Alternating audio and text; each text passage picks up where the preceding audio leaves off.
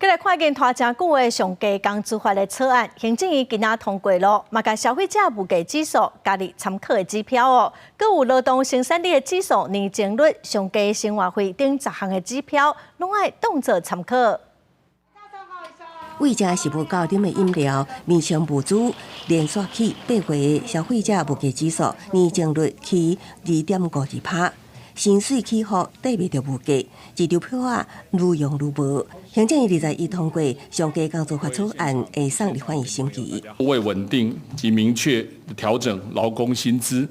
透过制定最低工资法，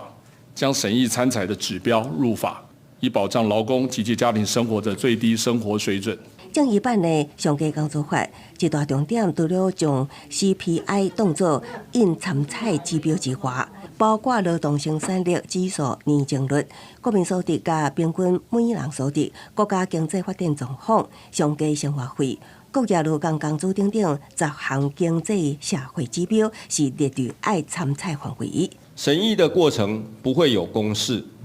但是所有需要做参考的指标都会列进来。万一行政院没有做核定，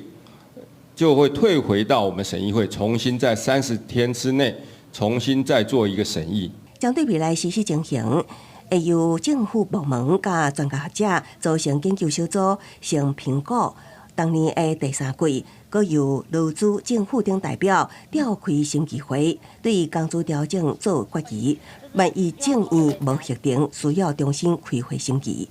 记者综合报道。